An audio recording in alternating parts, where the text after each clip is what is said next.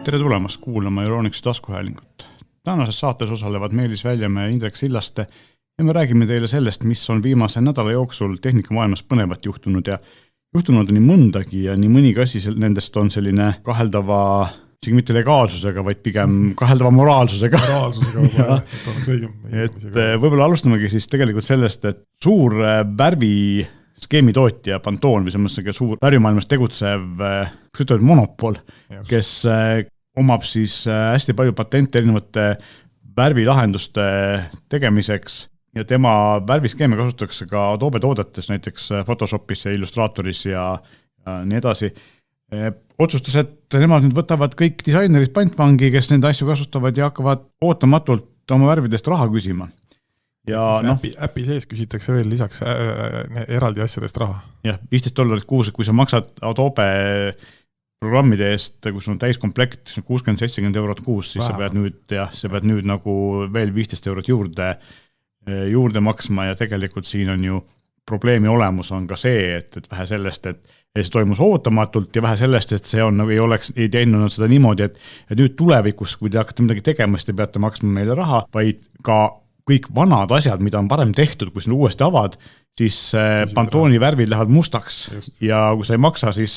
su töö on aige taga. Mustvalgedes saate tööd teha mustvalgete piltidega. Just. Siis, kui värvi enam vaja pole, siis basicud on peal, aga toone enam ei saa, et kui toonida vaja on. Ja siin on nagu, miks see nagu on oluline on see, tegelikult ega värve ei saa patenteerida, aga mida Pantone teeb ja mis on nende selline leivanumber on see, et nad on suhteliselt ainus või üsna monopoolne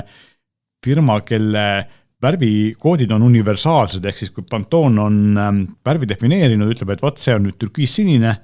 siis nad garanteerivad, et see värv näeks välja türkiissinine igal pool, et vahet pole, kas see on autometallik pind, on see matt majasein, on see veebibänner või on see mingisugune trükis, eks ole, ja trüki puhul ka sõltumata sellest, kas see on siis mingisugune läikiv paber või see on mingisugune taastöödeldus, selline hallikas paber, et see värv jääks igal pool ühesugune, et see on see asi, mida nemad tagavad ja see on nüüd see, mille eest nad tegelikult raha küsivad, et türkiisinis me võime defineerida ka siin hekskoodidega või mingite teiste selliste levinud RGB või smükiga, aga Pantone ainus, kes siis garanteerib, et see erinevate pindadel samasugune välja näeb. Ja vaat see on see, mille eest nad siis nüüd raha küsivad ja ühtepidi võiks öelda, et okei, et kui see on nagu sinu nii-öelda äri, siis sa võid ju raha küsida, aga see, et nad seda tagant järgi teevad, see on ikkagi nagu väga alatu liigutus. Jah, juba tehtud tööd eest imelik oleks nagu midagi juurde nagu küsida, aga eks näe, et asi läheb aktiivseks, kuidas siis see tagasiside olema? Tagasiside on juba olemas ja disainerid on ikka päris tagajalgade peal ja nad on väga-väga vihased ja Adobe juba ütleb, et me püüame leida lahendusi, aga mis lahendused leida püüavad, seda keegi ju praegu ei tea, eks ole. Et vähemalt äkki nad proovivad kokku leppida selles, et siis need olemasolevad asjad jääksid nagu kasutusse. Ja juba on olemas mingid siis nii-öelda workaroundid, mis ei ole küll ideaalsest, nagu me just rääkisime, et miks Pantone on nagu asendamatu, aga juba siis nagu on leitud mingeid lahendusi, kuidas siis vähemalt need mustvalged asjad nagu uuesti värviseks teha, ja siis pärast saab käsitsi võib-olla vastavasse profiilida ümber kodeerida, et oleks siis selle õige pinna peal õiget värvi, eks ole, aga see on suurem töö, Pantoniga sai teha seda lihtsamalt, eks ole. Ehk siis ennem töö lihtsalt tehtud, saad valmis ära ja siis takkajärgi nüüd saad siis selle eest veel eraldi juurde maksta. Väga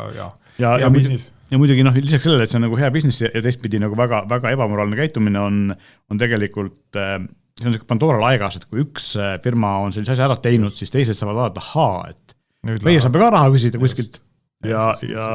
tagantjärgi lähevad kõik ära, ootame, kui midagi muusikas, midagi huvitavat tulema hakkab veel. Just. Mingid autotuuni või keegi midagi kasutus, et mis sealt veel tulema hakkab. Muudab laulu ära, takkajärgi. Et seal igasugused asju saab teha tegelikult, et see on väga ohtlik, aga samas eks see tekitab ka sellist teistpidist liikumist ja igasuguseid uusi lahendusi ja ma ootaks huviga, kui keegi nüüd teeks mingisuguse avatud platvormil värvilibrary, mis Pantone'ile konkurentsi pakuks, aga see on väga keeruline, sest kui sul on monopol olemas ja kõik kasutavad, siis sinna nagu konkurenti teha on keeruline. Siin on vaja lihtsalt kellelgi mõnel targal pead kokku võtta ja teha see ära ja siis on näha, mis jälle sellise suure tegijaga juhtub. Siin on nagu see, et see peab olema piisavalt suur huvi kellelgi piisavalt suurel, et minust nagu selline sarnane näide on see, kui tuli X264 ja X265 videokoodekid, mis olid ju millest kõik pidid raha maksma. Ja see nagu 10 aastat enam töötas ja lõpuks said ikkagi kõigil nagu suhteliselt kõrini sellest ja siis Google, Apple, Microsoft ja just Netflix panid nagu pead kokku, tegid AB1 koodek, mida kõik vaikselt nagu jupikaupa kasutama hakkavad, mis on siis nii-öelda tasuta versioon, eks ole, ja väidetavalt natuke parem, aga kuna see on tehniliselt keeruline, selle tegemine võtab aega ja tegelikult see AB1 nii-öelda implementeerimine on võtnud vähemalt 5 aastat praeguseks ja nüüd on sinnamaani jõudnud, et nad hakkavad vaikselt nagu uuemat seadmetest seda kasutama, aga vanematest seda muidugi kunagi ei juhtu, et see on jällegi see, et kõik selline asi ja kõik sellised suured muutused ei käi üle öö, eks ole. Just. Päris keeruline teema. Aga mingi muutus peab tulema niimoodi, et muidu ju maksma ilmselt. Just. Teine selline värvi veits puudutav uudis on see, et üsna populaarne videotöötlustarkvara LumaFusion tuleb Androidile ja Chrome OS-ile, et kui Windowsile, Macile, eks ole, on Adobe asjad ja mõned konkurendid, mis on nagu väga head ja Apple'il endal on Final Cut ja nii edasi, siis tegelikult Androidile nagu väga sellist, Chrome'ist rääkimata, mis on Linuxi põhine arvuti, eks ole, et tegelikult ei ole olnud sellist väga head videotöötlustarkvara, et ma tean, et ma ise olen kasutanud Androidi peal Cyberlinki asju, mis on sellisest lihtsamaks telefonist tegemiseks nagu mõistlikud, aga ilmselt nagu päris profitööks ei ole väga head. LumaFusion tegelikult sobib ka profitööks ja praegu on siis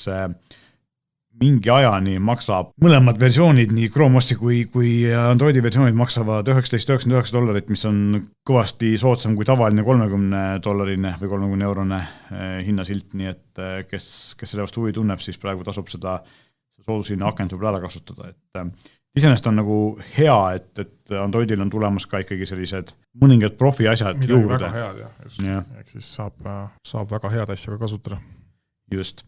Lähme edasi natukene siis muusika juurde, mul on mitu muusikaäppidega seotud uudist. Esimene asi on see, et Spotify tegi uue äppi Apple Watchile ja tunnistame, et mina ei ole Spotify'd Apple Watchi peal kasutanud, aga ma tean, et seal vanasti vähemalt oli niimoodi, et ega seal väga palju teha ei saanud, samamoodi nagu Fitbiti Spotify'l saab ainult kasutada telefonis olevat muusikat saab juhtida põhimõtteliselt, ja midagi muud teha ei saa, siis Apple Watchis on natuke rohkem teha, aga nüüd on ikkagi nagu päris õige ja täisväärtuslik Apple Watchi äpp olemas, kus saab muusikat alla laadida ja siis oma nii-öelda library't või seda muusika kogu ahlata. Et Spotify on see asi nagu päris tugevalt ette võtnud, et mina olen kasutanud Spotify äppi Garmini kella peal ja Samsungi kella peal ja seal peab ütlema seda, et kui mõni aeg tagasi oli Garmini peal ta nagu päris hea ja Samsungi kella peal oli see häda, et ta ei toetanud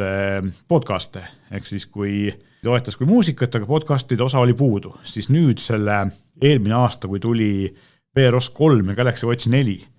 siis sellega tuli ka Spotify'l uuendatud äpp VROS-ile ja tuli ka podcasti tugi sinna peale, nii et seda ma olen proovinud ja see töötab väga hästi ja tegelikult, eks mis siin salata, et Apple Watchi helikvaliteet on tegelikult väga hea ja teistel kelladel on ta läinud ka järjest paremaks, ka Samsungi kellade helikvaliteet on, kui sa otsaklapid külg ühendad päris hea ja Garmini kelladel on niimoodi, et esimesed kellad tegid ikkagi päris kehva häält, et seal oli, mulle tundus, et see probleem ei olnud niivõrd, ilmselt mingil määral ka selles, mis kiipsel sees oli või mis koodekid nad kasutasid, aga mulle tundus, et see heli oli tohutult kokku pakitud, eks nad üritasid seda ribalaiust nagu vähendada. Ribalaius, et kõike su akut säästa ja kui sa lähed oma jooksuringile, selline 10 kilomeetrisse jooksuringile, oled mingi aega ära, siis kellel ka vastu peaks. Just. Ja nüüd mulle tundub, et nad on tegelikult seda ikkagi parandanud ja see heli on läinud omajagu paremaks ja täitsa kannatab ilusti kuulata, eriti kui sul on piisavalt head klapid, et sina kasutasid Jabra klappe, eks. Just. Ja minu jaoks oligi nagu, see sõltub nagu, et kui sul on head klapid ja hea telefon või hea arvuti, siis tegelikult ei ole suhteliselt vahet, vaid sa saad igal juhul hea heli kätte. Kui sul on kehv seade, siis sul need klapid peavad seda kehva seadet piisavalt hästi toetama, see kuidagi peab nagu omavahel kokku sobima ja sa ei oska seda ennustada, eks ole. Ja sellepärast mul tol hetkel olid mul Jabra Elite 75D klapid ja siis ma sain aru, et proovides erinevaid klappe, et mõnega tundus ikkagi selle esimeste Garmini kellade Spotify heli nagu hästi halb. Aga nende 75D-dega üllatus, eriti kui sa veel äpis natuke equalizerit, sest neil on vaata see omadus, et saad telefonis panna equalizeri paika ja klapid jätavad selle meelde, siis saad kella edasi kasutada, eks ole. Ja seal sai ikkagi selle heli nii paika, et see suutis ära maskeerida, ära petta selle, et see helikvaliteet ei ole kõige parem. Et ma annaksin tugevad plusspunktid Jabrale. nojah, no aga see on nagu täpselt sama, nagu sul on tavalise kõlariga ja võimendiga ka, et kui sul on ikkagi, sul on hea kõlar ja kehv võim või siis kehv võim ja hea kõlar või siis üks ja sama teistpidi, siis see on täpselt samamoodi, et kui sul võim ikkagi kõlarit tööle ei pane, siis sa sealt head heli kätte ei saa. Ja ma olen ka seda kogenud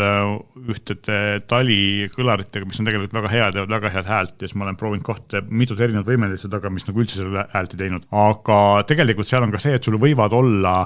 hea kõlar ja hea võimendi ja kui nad omavahel kokku ei sobi, siis nad ei pruugi ka häält teha no, piisavalt hästi, eks ole. Et seal on nagu ikkagi see, et sa pead sobitama. See on nagu positiivne, et nüüd on ka Apple Watchil siis selline natukene paremaks tehtud Spotify äpp ja mina arvan, et talvel see võib-olla ei ole nii oluline, aga suvel või kuskil trennis, kui sa tahad telefoni kappi ära panna, on see nagu väga hea. Just. Kui sul kõige rohkem nüüd vaja on, et täpselt, sa ei saa sellest telefonist kõik näppida, et kellal lihtsalt korraks vaatad ja puudutad ja on korras, aga ja Apple Watchi puhul on see võib-olla eriti nagu selles mõttes hea uudis, et Apple Watch ikkagi tegelikult eriti see andmesidega versioon ju asendab telefoni täielikult, eks ole, et sa ei peagi telefoni kaasa võtma, vaid saad päev otsa ringi ja muusikat kuulata, akutu võtab päris palju, aga tegelikult saad kõik asjad ära tehtud, niimoodi ühendatud oldud ja siis ka trennis või lihtsalt elutuskäigul muusikat kuulata, nii et sa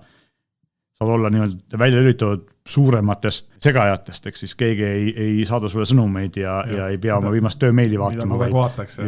vaid oledki oma ette, et muusika käima ja kella pealt, sa saad ka ju tegelikult äppi jälgida, kui sul on net on taga, aga kuna see ekraan on piisavalt pisike, et ta on, sa lihtsalt ei viitsi ega vaata, sest ta ei ole nii mugav, kui on telefoni teema, aga muusika juhtimine ja lihtsalt sellise sõnumi ülevaatamine, see käib nagu lihtsalt. Just. Ja teine selline muusikaga seotud uudis on tegelikult see, et YouTube Premium Musical tegelikult nagu ühe paketi all siis YouTube Music, YouTube Premium on nüüd 80 miljonit kasutajat. Sina oled ka, eks ole, nende 80 miljoni hulgas. Olen. Ja praegu olen ka mina nende 80 miljoni hulgas ja miks? Sellepärast, et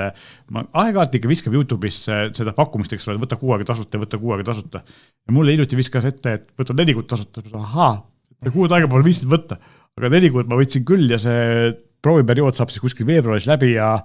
tegelikult nüüd ma saan nagu aru ja ma täitsa nagu praegu oskan juba oodata seda šokki, et kui ma olen harjunud vaatama YouTube ilma reklaamideta, siis kui hetkel ma hakkan neid reklaami näitama, siis ma arvan, et väga suur osa inimesi võtavad kohe rahakotti välja. Ma olen ühe korra proovinud ka, ma olen nüüd tegelikult mitu aastat olen YouTube Premiumit kasutanud,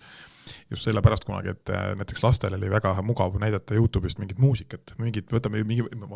multikat, võtame mingi multikakanali ja seal on nagu nii-öelda need mitte vägivaldsed multikad, mingid lihtsad asjad, muusika taustal, nende jaoks on väga mugav, et enda jaoks on ka väga lihtne need käivitada. Ja juba harjusid ära ja siis vahepeal mõtlesid, et vaata tegelikult iga kuu oleks mingi 850 on ju, kuigi ise reaalselt kasutad nagu vähe,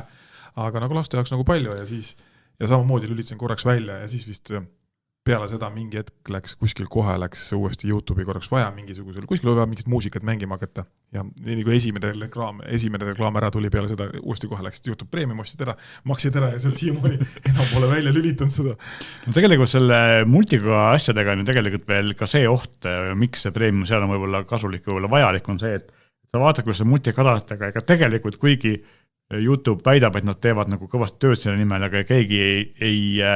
garanteeri, mis reklaami sa vahel näed, et sa võid vaadata, lapsed vaatavad multiga, kes näevad mingi täiesti lastele sobimatut vägivaldset reklaami selle vahel, eks ole, ja see ei ole hea. Ja sellepärast on ilmselt see reklaamivaba variant siin tasub ikka kindlasti ära. On ju. Ja, no kui sa kasutad YouTube Kids, see on üks asi, aga minul on täitsa tavaline see nii-öelda oma premium konto, mis on nii-öelda telekas sees, lapsed teavad, kuidas seda käima panna ja selles mõttes on see reklaami koht on nagu hea, aga on kindlasti, kes harjunud on selle reklaami vahepeal edasi klõbistamisega või mitte, aga korda. Nad teevad ju ka seda, ilmselt see on ka üks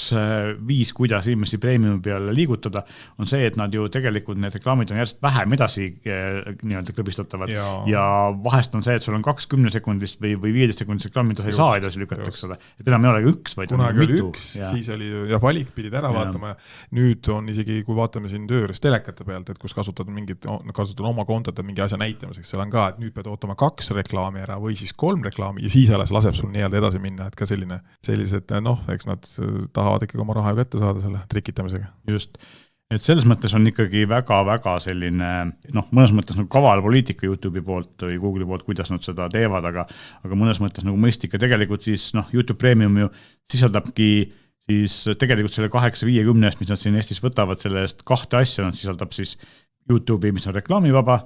ja lisaks see, et sa saad siis alla laadida asju Just. ja vaadata ilma võrguühenduseta ja lisaks siis on see, et see YouTube Music on ka seal sees, ehk siis tegelikult Spotify konkurent, kus on praktiliselt sama palju lugusid ja sarnane ja ma tegelikult ei tea, kas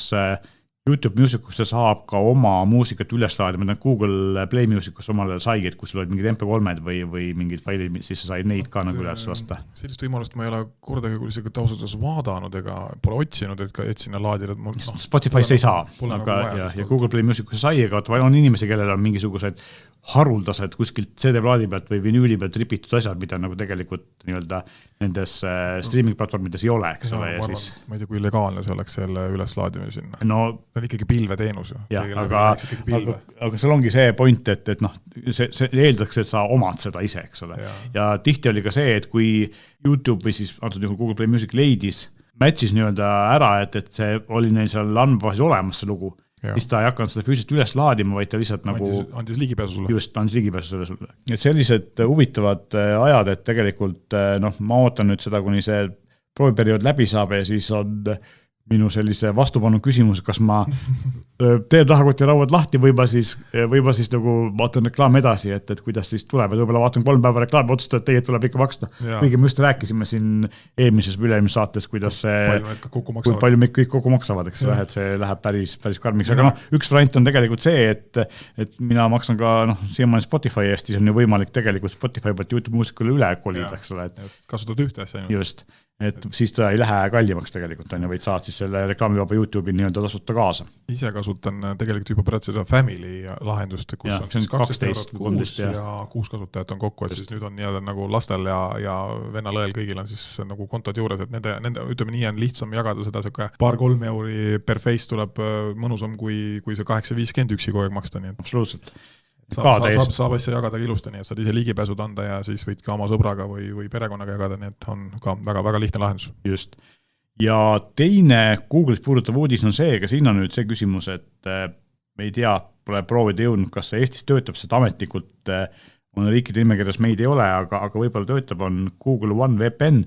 sest et telefonide peal ta mingil hetkel vähemalt Eestis töötas, kuigi ametlikult toetatud ei olnud. Ja nüüd on ta siis ka Windowsil ja Macil, enne oli ta siis Androidil ja iOSil, eks ole, VPN on mõnes mõttes oluline, ma tean, et Eestis küll paljud kasutavad seda selle jaoks, et vaadata mingit sisu, mida Eestis ei ole ette nähtud, et tunnelda kuhugi teise riiki, aga Google VPN on tegelikult ikkagi mõeldud selle jaoks, et hoida privaatsust ja siin lugesin võimalik on, et Venemaal, et seal oli hiljuti kohtukeis, kus inimene sai karistada selle eest, et ta kasutas siis tõenäoliselt VPN ehk siis vahendeid, mis ei lubanud riigil jälgida tema interneti kasutust. Et ka sellised asjad on päris hirmsad, eks ole. Eestis õnneks on sellega nagu oluliselt parem ja vabadus on meil siiski siiamaani olemas. Google VPN on nüüd olemas, eriti oluline see on siis, kui sa lähed, tõenäoliselt Eestis ikkagi vähemalt mingil määral on võimalik oma operaatorit usaldada, et nad nagu väga hullud sinu järgi nuhi ja andmeid igal poole väga laialt ei müü, siis kui sa oled ikkagi kuskil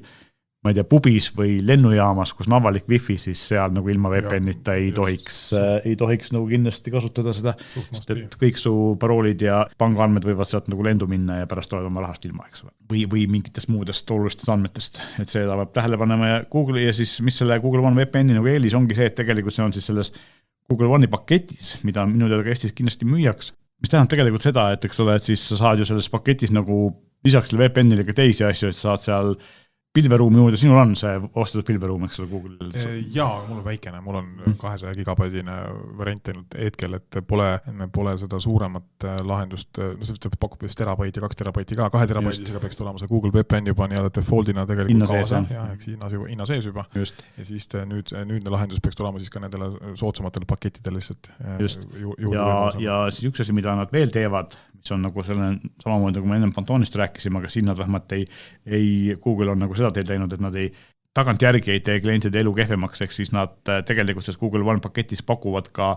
paremaid pilditöötluslahendusi selles Google Photos appis ja nii edasi, et nagu basic asjad, põhiasjad on olemas ka tasuta, aga kui sa saad paremaid asju, need on nagu tasulises paketis, aga see ei tähenda seda, et kui sul oli tasuline pakett, sa läksid tasuta paketi peale üle, et siis sul need muudatused alles ei jääks, et seda nad Google ikkagi ei tee, eks ole, et nad on nagu viisakad selle koha pealt, aga jah, et nad pakuvad nagu nii-öelda selles Google One'i paketis siis selliseid lisahüvesid, mis lisaks selle pilveruumile siis peaksid nagu lisama turvalisust ja mugavust ja võimalusi, et oleks suurem soov inimestel seda tasulist teenust nagu tellida. See on nagu see mõte ja loomulikult VPN Windowsil Macile on tegelikult ju päris hea selline lisaboonus, eks ole, mis siis juurde antakse. Just. Ja mõni aeg tagasi me rääkisime sellest, et äkki eelmises saates, et Microsoft lubas pühalikult, et peale selle, kui nad Activisioni mängustuudio ära ostavad, siis Activisioni kõige kuulsam mäng Call of Duty jääb PlayStationile konkureerivale platvormile seni, kuni PlayStation kestab. Just, eluks ajaks, eks ole, igaveseks. Ja sellest hoolimata on neile päris palju muresid sellega, et Inglise siis Tarbijakaitseameti moodi organisatsioon väga hoolega uurib seda tehingut ja tundub, et nad väga ei taha selle heakskiitu anda ja nüüd siis ka Euroopa Liit või Euroopa Komisjon teatas, et nad võtavad väga põhjaliku uurimise alla selle ostu. Ehk siis see tähendab seda, et neil ei pruugita seda ära osta või tähendab seda, et kui neil lubatakse Microsofti Activision ära osta, siis mingisuguste tingimustega, mis võib tähendagi seda, et pannakse lepingutesse kirja, et me anname oma tooted konkurentidele või siis kasutada või siis see, et me peame midagi muud maha müüma, eks ole, et nagu ikka sellised asjad on. Ja siinkohal on absoluutselt nagu huvitav see, et selliste potentsiaalselt monopoolsete asjade, aga samas võib-olla mitte väga maailma mõjutavate asjade puhul käivad suured uurimised, eks ole, ja pannakse käsi ette mingitele ostudele, aga kui Elon Musk ostis Twitteri ja nüüd nagu sellega seal lahbib. Lastakse enamus Twitterist lahti. Ja, no me sellest ei pärast kustaks tagasi, aga nad ikka iga päev muudab oma meelt, et mida ta sellega teha tahab, eks ole, ja see on nagu üsna ohtlik, et võtab seal kõvasti poliitiliselt sõna ja nii edasi. Jah, et selles mõttes on huvitav, et selliseid asju ei uurita, eks ole, et mina arvan, et seal peaks rohkem nagu käe ettepanekut olema kui mingisuguse mängustuudio ostmisel. Ja vist kelle see meta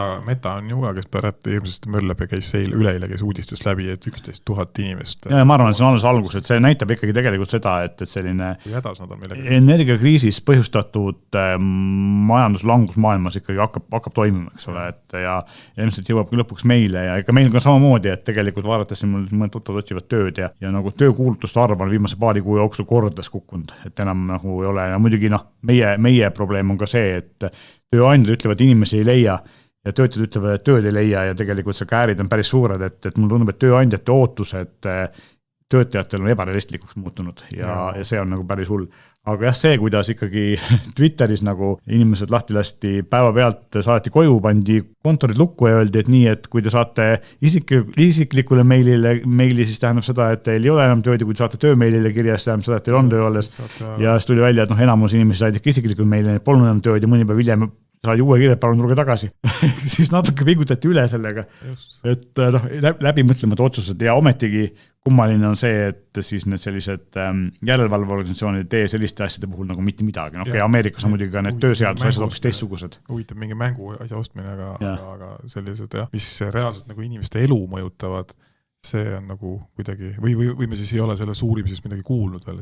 Ma arvan, et seda pigem nad mõtlevad, kas seda teha või mitte teha. Just. Viimasena võtame ette kohe uue vidina, mis meile veel ei ole jõudnud, aga peagi jõuab. Eile kuulutas Karmen veel uue kella Instinct Crossover, mis on mõnes mõttes täiesti huvitav, et Karmen Instinct juba varem oli keskmise hinnakassi kell, millel oli suhteliselt, ma ütleks, et tagasihoidliku, et mitte öelda kehva resolutsiooniga ekraan, aga seal oli mõte oli see siis, et ta kestaks kaua, eks ole, et siis just see aku kestaks kaua ja Karmin paitis, et Instinct on selline kell, solar-versioon, mille on päiksepatarei, et kui sa seda väga aktiivselt ei kasuta või kasutad lihtsalt kellane ja teavituste jaoks ja vaatama samme seal, siis hea päiksega ilmade korral juhtudes sa ei pea seda kunagi laadima. Tõenäoliselt tegelikult sa ikkagi pidid seda aega-ajalt laadima, aga paar nädalat pidas vastu ikka, eks ole, võib-olla isegi rohkem. Ja ta on hea suun näiteks sellisele ringikäijale, matkajale, just on väga hea matkajale. Laadimisvõimalust, tal on disain, on sellel Instinctil on olnud kogu aeg selline robustne, tugev, et kui sa lööd ära, kukud, lähed ujuma või ujumiseks võib-olla, aga just see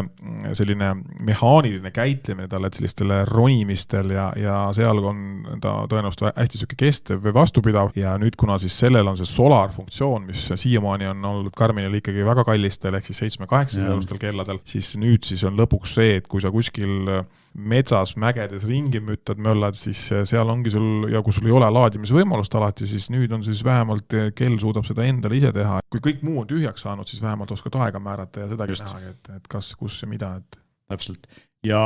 Instinct Crossoveril siis uuel kellal on lisaks tavalise Instinctile märgatud parem GPS, tal ei ole veel küll seda kahe anduriga GPS-i, mis on kallimatel mudelitel, aga siin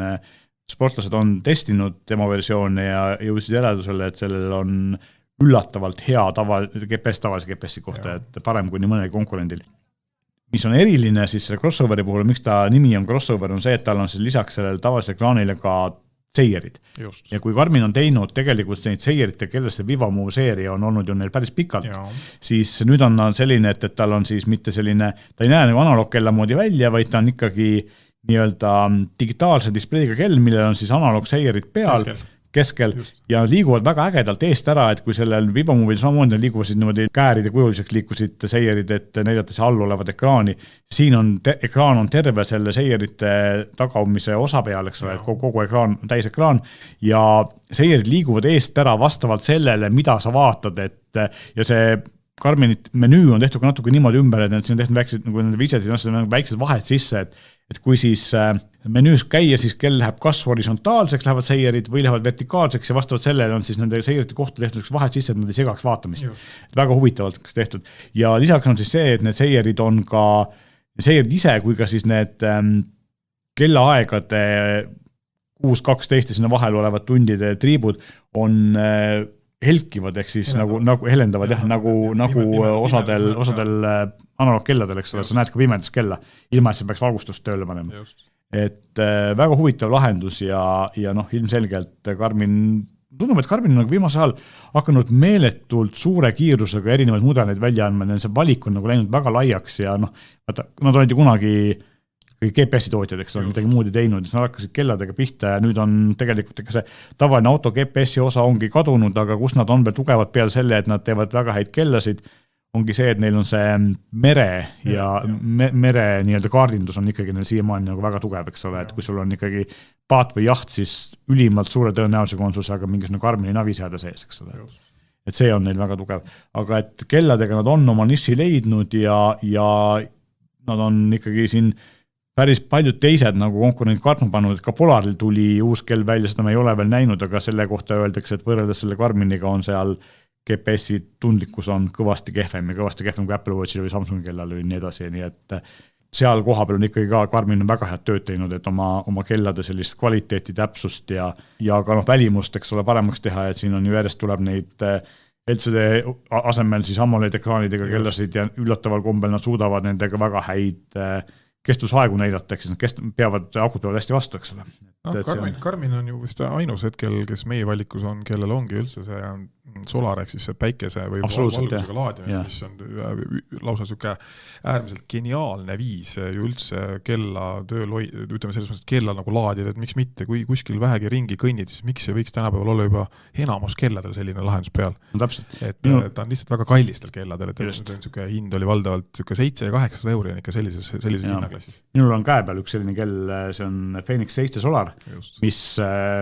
on ka siuke 8 eurone kell, ei ole omale ostnud seda ma testin ja võib-olla räägin kunagi pikemalt ja pean tagasi olema mingil hetkel, aga samamoodi ikkagi see kestab ikkagi 3 nädalat, kui ma trenni teen natuke vähem, eks ole. Miks on see Solar päiksepaneeli selline üks negatiivne omadus on see, et kuna see päiksepaneeli kiht on siuke läbipaistev terve ekraani peal ja äärtes on natuke tugevam, kus ta nagu on efektiivsem, siis tegelikult ta natukene teeb selle ekraani tuhmimaks kui ilma solarita variandid, aga see on nagu hea kompromiss, sest tegelikult hea päiksevalgusega näeb seda ikkagi piisavalt hästi ja kui on tumedam koht, saab vajutada alati nuppu ja panna valgustuse tööle ja näeb ka piisavalt hästi. Et selles mõttes jah, see päiksepatarei kellas on üsna geniaalne lahendus ja ma kujutan ette, et paljud teised teevad seda varsti samamoodi, aga probleem on siin ka ilmselt selles, et see kell peab selleks, et sellest päiksepatarist olema kasu piisavalt vähe voolu võtma, et Apple Watchi või Samsung kelladel tõenäoliselt ei ole väga palju kasu, kuna nad lihtsalt võtavad piisavalt palju voolu, eks ole, et võib-olla natuke näitab, aga mitte väga palju. See peale tootmine seal kogu aeg, et kui sa saad, ütleme, kui sina ütled sul õigemini kirjade järgi, mis on, et Garminil ka seal 20-22 päeva. Päris nii palju ei saa, aga. Apple'i kell kestab 2 päeva, 1 päeva. 36 tundi peab ta siis, kui on kõik väga hästi ja reaalselt, kui sul on SIM-kaart sees, peab 24 tundi, et minu Samsungi kell peab praegult mul käe peal vastu kuskil 4 päeva, varasema 2 päeva asemel, kuigi mul on ka kõik asjad on taga. Aga nüüd ikkagi isegi võtame Garmini 15 päeva, heal juhul 20 päeva või 22 päeva versus teiste 1 päev või 4 päeva, vahe on nii meeletult suur,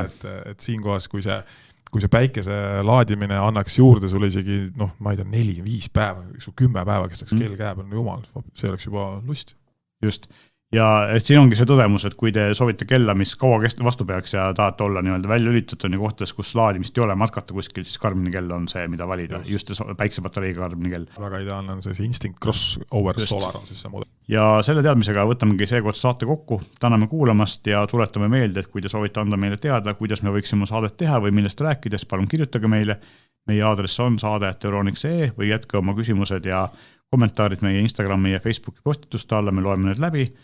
ja teeme seda saadet vastavalt teie soovidele. Meie täname kuulamast. Kena päeva!